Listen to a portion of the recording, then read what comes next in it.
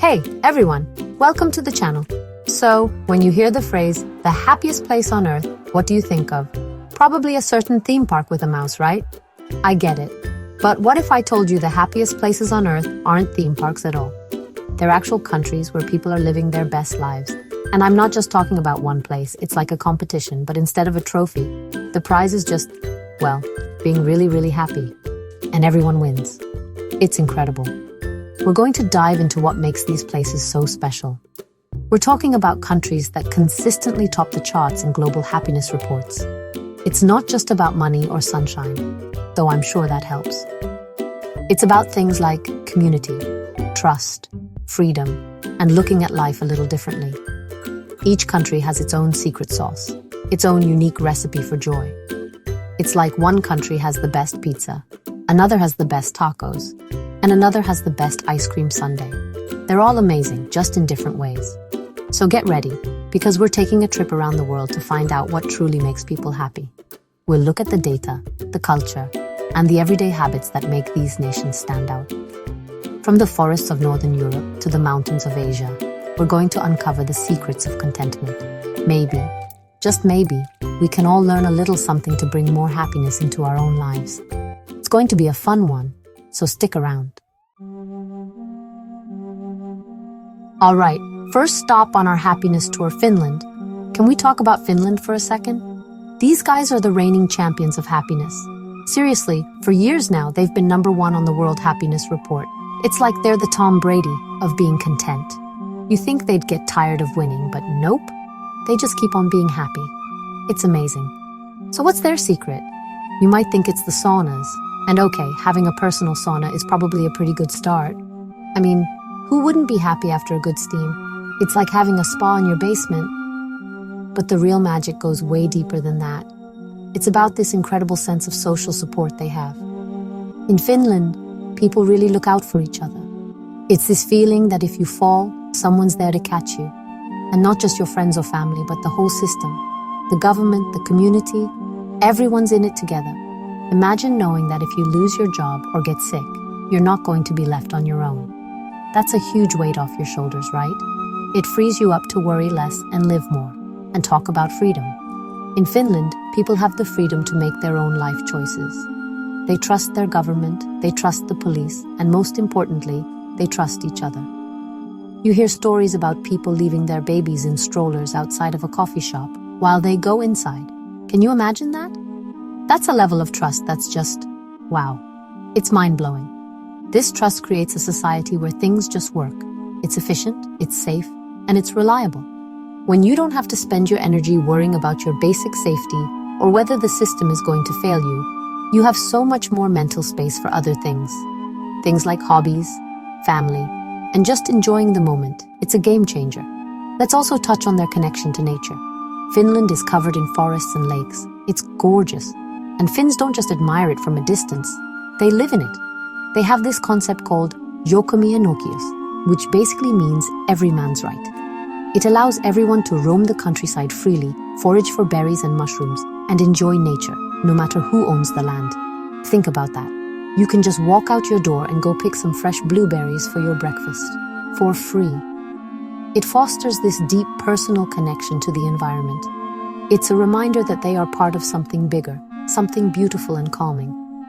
It's like free therapy, courtesy of Mother Nature. I think we could all use a bit more of that. And the quality of life is just off the charts. They have one of the best education systems in the world. It's not about intense competition and stress. It's about fostering curiosity and lifelong learning. Kids get plenty of playtime, less homework, and teachers are highly respected professionals. They're setting their kids up for success, not burnout. This focus on well-being starts early and continues throughout life. The work-life balance is respected. People work hard, but they also know when to switch off and go enjoy their lives. It's not a badge of honor to be the last one in the office. The real prize is being the first one at the lake with your family. And here's something that might surprise you. Finns are often seen as reserved or introverted. They're not necessarily bouncing off the walls with glee every second of the day. Their happiness is a more quiet, stable, and resilient kind of contentment. It's not about the highs, it's about the absence of lows. They have this word, sisu, which doesn't have a direct English translation. It's a mix of stoic determination, tenacity, and courage. It's about having grit and resilience in the face of adversity. So when challenges come, they don't crumble. They face it, they deal with it, and they move on. That inner strength is a huge component of their happiness. It's a happiness that's built on a solid foundation. It's not flashy or loud. It's the quiet confidence that comes from knowing you live in a safe, fair, and beautiful country where people care about each other. It's the peace of mind that comes from being connected to nature and having the freedom to be yourself. So when you look at the whole picture, the social safety net, the trust, the freedom, the nature, the education, it all starts to make sense. It's not one single thing that makes Finland so happy. It's the combination of all these elements working together in harmony. They've created a society that's designed to support human flourishing. It's like they built a house. The foundation is trust. The walls are social support, the roof is freedom, and the windows look out onto a beautiful forest. Who wouldn't be happy living in a house like that? It's sturdy, it's secure, and it's got a great view. So yeah, Finland. They're not just winning the happiness game, they're redefining it. They're showing the world that true, lasting happiness isn't about chasing fleeting moments of joy. It's about building a life and a society where contentment is the default setting. It's a quiet, profound, and deeply inspiring approach to living. And that's just our first stop. It's incredible to think about, isn't it? A country that has basically engineered happiness into its very fabric. It shows that it's possible. It's not some unattainable dream. It's a result of conscious choices and shared values, and that's a powerful lesson for all of us. Okay, let's pack our bags and head just a little south to our next happy hotspot, Denmark. If Finland is the quiet champion of happiness, Denmark is like its cheerful, cozy cousin. They are always, and I mean right near the top of the list. They trade places with Finland sometimes. It's like a friendly neighborhood rivalry of joy. So what's the deal with the Danes? What's making them so consistently cheerful? Well, a huge part of it comes down to a word you've probably heard before, hygge. It's spelled H-E-I-G-G-E, and it's one of those words that's hard to translate directly. It's not just coziness, though that's part of it. It's so much more. Hygge is a feeling, an atmosphere. It's the art of creating intimacy and contentment. Think about it. It's the warmth of a candlelit dinner with friends. It's curling up with a good book and a warm blanket on a rainy day. It's that feeling of complete comfort and security, where you can let your guard down and just... The Danes are masters of this. They actively cultivate hygge in their daily lives. It's a conscious choice to prioritize simple pleasures and togetherness over stress and hustle. It's about finding joy in the small moments, and that philosophy shapes their entire approach to life. It's not about having more stuff. It's about having more meaningful experiences. It's a beautiful concept. But it's not just about candles and cozy socks. Just like in Finland, trust is a massive factor in Denmark. The levels of social trust here are through the roof. Danes trust their government, their institutions, and perhaps most importantly, they trust each other. There's a fundamental belief that people are generally good and will do the right thing. This trust lubricates the gears of society. It makes everything run more smoothly. When you trust the people around you, you feel safer, more connected, and less anxious. You see it in little things like roadside stalls selling produce with just a money box for payment. No cashier, no cameras, just an honor system. And it works. This trust extends to their social systems, which are designed to reduce inequality and provide security for everyone. They pay high taxes, that's true. But what they get in return is incredible. Free healthcare, free education all the way through university, and generous unemployment benefits. They call it the flexicurity model. The flexicurity system gives employers flexibility to hire and fire, but it also gives employees security because they know there's a strong safety net to catch them. This removes a massive source of stress and anxiety from people's lives. It allows them to take risks, change careers, or start a business without fearing financial ruin. It's freedom through security. And let's talk about work-life balance, because the Danes have absolutely nailed it. The average work week is around 37 hours. 37? And they are very productive in those hours. When work is over, it's over. They value their leisure time immensely, Family dinners are sacred. Hobbies are important. Community involvement is encouraged. This isn't just a nice idea, it's embedded in the culture. Leaving the office on time isn't seen as lazy. It's seen as efficient and responsible. It means you're living a balanced life. They understand that a happy, well-rested employee is a better employee. It's a simple concept, but so many places get it wrong. The Danes get it right. This emphasis on community is another pillar of Danish happiness. From a young age, they are encouraged to join clubs and associations. Whether it's sports, music, or some other hobby, being part of a group is a huge part of life. This creates strong social bonds and a sense of belonging that is vital for human happiness. You feel like you're part of something. You have your people, your tribe. These aren't just online connections. They are real face-to-face communities where people support each other, celebrate together, and help each other out. In a world that can feel increasingly isolating, the Danes have figured out how to stay connected. They also have a healthy dose of realism. There's a concept known as the law of Jante, which is a bit controversial but boils down to a cultural emphasis on not thinking you're better than anyone else. It promotes humility and equality. While some argue it can stifle ambition, it also reduces social comparison and envy, two major thieves of joy. When you're not constantly trying to one-up your neighbor, you can be more genuinely happy for their successes and more content with your own. It fosters a more egalitarian and less stressful social environment. It's about collective well-being rather than individual grandstanding. It's a different way of looking at success. So, when you put it all together, you get a picture of a society that is intentionally designed for well-being. You have hygge, which brings comfort and connection into daily life. You have immense trust, which creates a safe and cooperative society. You have a strong social safety net, which removes fear and anxiety. And on top of that, you have an incredible work-life balance that allows time for family, friends, and community. It's a holistic approach. It's not just one thing. It's the way all these different elements weave together to create a culture where happiness can thrive. Denmark is a masterclass in building a society that puts people first.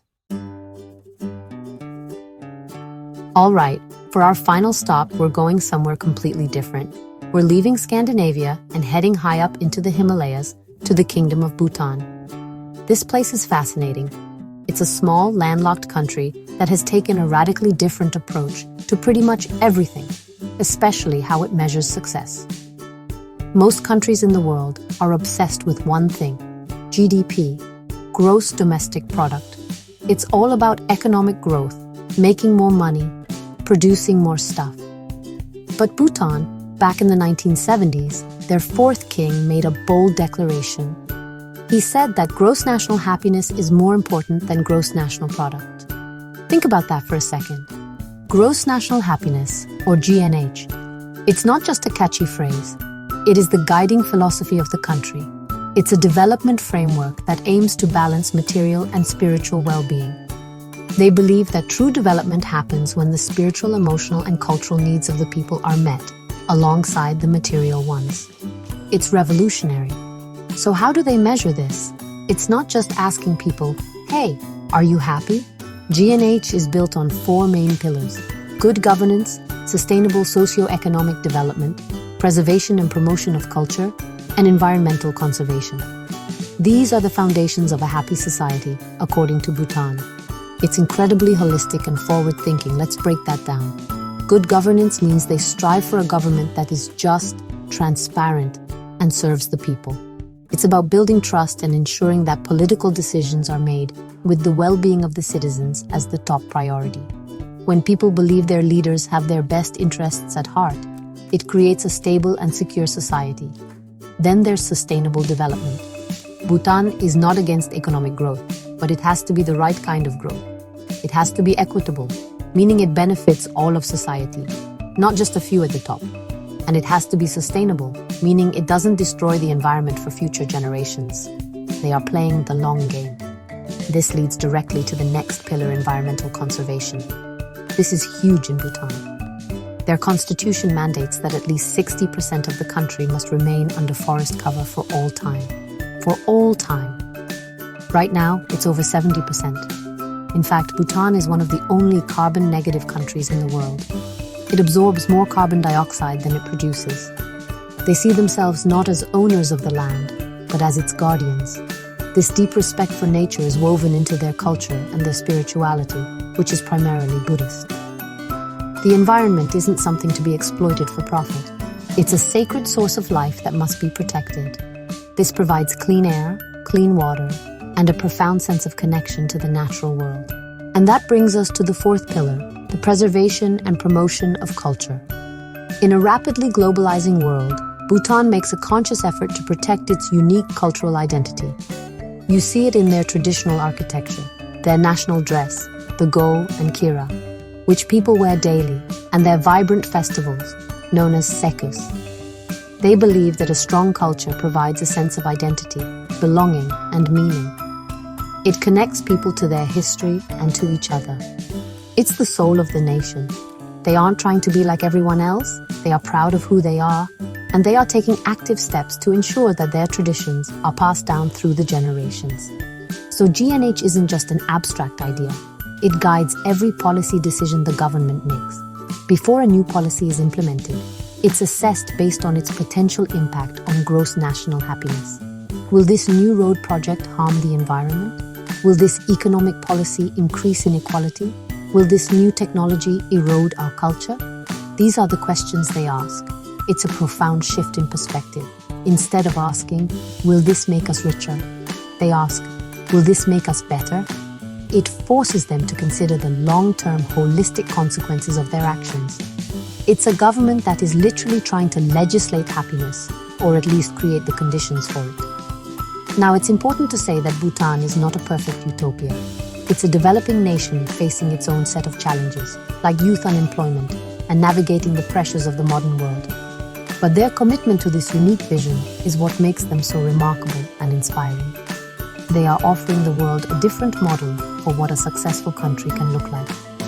Their approach reminds us that wealth and happiness are not the same thing. You can have a high GDP and still have a population that is stressed, lonely, and disconnected. Bhutan is choosing a different path, a path that prioritizes community over consumption, nature over industry, and well-being over wealth. It's a powerful message for the rest of us.